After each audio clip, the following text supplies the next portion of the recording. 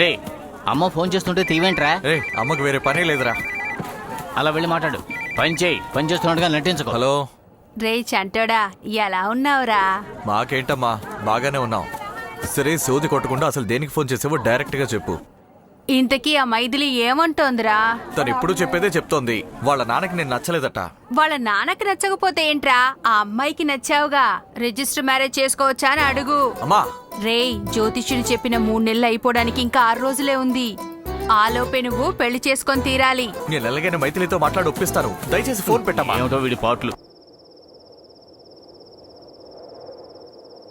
Hello Maithili, మనోళ్ళు ప్రేమించుకున్నాం, పెళ్లి చేయండి అని చెప్తే ఆశీర్వదించి పెళ్లి చేయరు. పెళ్లి చేసుకుని వచ్చి నించుంటేనే ఆశీర్వదిస్తారు. నువ్వేం చేస్తావంటే వెంటనే బయలుదేరొచ్చాయి. ఓకే, నేను నీతో వచ్చేస్తాను. నేను ఇడ్లీ రెడీ చేస్తాను, నువ్వు చట్నీ రెడీ చేయి. ఇద్దరం కలిసి రోడ్ సైడ్ లో కొట్టు పెట్టుకుందాం. ఓకే? అలాగే మెనూలో కొంచెం పరోటా కూడా యాడ్ చేసుకుందాం మైథిలి. చేద్దాం చేద్దాం. ఫస్ట్ అమ్మతో మాట్లాడండి. ఏంటి బాబు ఎలా అంటున్నావు? 6 రోజుల్లో ముహూర్తమే లేదు కదా. మరేం పర్వాలేదు, మామూలుగా ముహూర్తం రోజునే కదా పెళ్లి పెట్టుకుంటారు.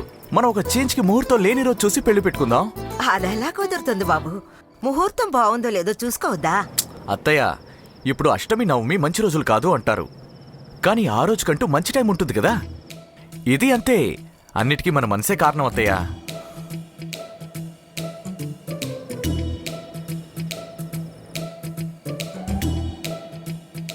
ఏంటేంటో మాట్లాడుతున్నావు. సరేలే అల్లుడు, మీ సైడ్ నుంచి పెళ్లికి ఎంతమంది వస్తారు? ఏంటి మహా అయితే ఒక 40-50 మంది వస్తారు. అలా అయితే అమ్మాయి సైడ్ నుంచి పెళ్లికి నేను నా కూతురు మాత్రమే ఉంటే బాగుంటుందా చెప్పు అల్లుడు. అవును కదా.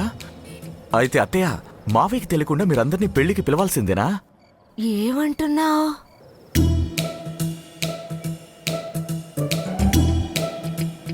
సూపర్. అరే అన్యాయానికి అల్లుడు చాలా మంచివాళ్ళ ఉన్నాడు. రే మావా, వచ్చే శుక్రవారం గుళ్ళో నాకు పెళ్లి, నువ్వు తప్పకుండా రావాలి. సూపర్ రా. ఇంకో విషయం, పెళ్లి జరగచ్చు జరగకపోవచ్చు. రేయ్ ఏమంటున్నావురా? అవునరా మావా, నేను అమ్మాయిని లవ్ చేశాను. వాళ్ళ నాన్నేమో భయంకరమైన టెర్రర్. అయితే? ఒకవేళ వాళ్ళ నాన్న పెళ్లి జరిగే చోటు కనిపెట్టి పోలీసుల్ని తీసుకొచ్చి పెళ్లి ఆగిపోయిందనుకో, నువ్వు అప్సెట్ అయిపోకూడదు. గుడి పక్కన హోటల్లో ఫుడ్ ఆర్డర్ చేసి ఉంచాను. పెళ్లి జరిగితే భోంచేసి ఆశీర్వదించి వెళ్ళు, లేదంటే భోంచేసి వెళ్ళు. ఒరేయ్, పెళ్లికి పిలుస్తున్నావా లేక గొడవకు పిలుస్తున్నావా? నా పెళ్ళే ఒక గొడవ లాంటిదిరా. ఆల్రెడీ జ్యోతిష్యుడు చెప్పాడు. రారా చూసుకుందాం. మన ఇంట్లో అమ్మాయిని చూసి తాంబూలాల వరకు వచ్చిన ఆ పెళ్లి ఆగిపోయింది కదా. ఆ అబ్బాయిని ఇది లవ్ చేస్తుందిరా. కొవ్వెక్కిపోయిందా? నరికి పాతి పెట్టేస్తానని చెప్పు. తమ్ముడు, నువ్వు టెన్షన్ అవ్వద్దురా, అది అన్నింటికీ రెడీ అయ్యిద్దిరా. చేసుకుంటే ఆ అబ్బాయినే చేసుకుంటానని నిన్న ఫ్యాన్ కూరేసుకోపోయింది బావగారు.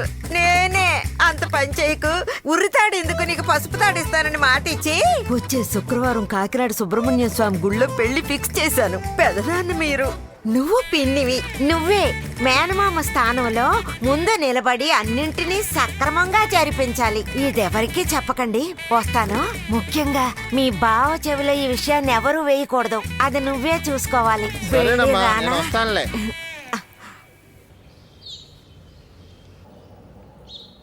యాండే, మన అమ్మాయికి హైదరాబాద్ లో ఏదో కంపెనీలో ఒక ఇంటర్వ్యూ వచ్చిందంట. అది పని పాట లేకుండా ఇంట్లోనే ఎన్ని రోజులని కూర్చుంటది. హైదరాబాద్ లో ఉద్యోగం వస్తే వెళ్ళనివ్వండి. ఏమంటారండి?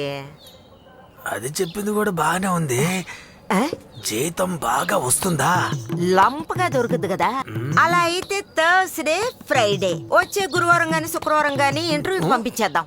ఏమే, ఆ? కంపెనీ వాడే కదా డేట్ చెప్తాడు, నువ్వు చెప్తున్నావేంటి? అరే మీరు ఒకరండి.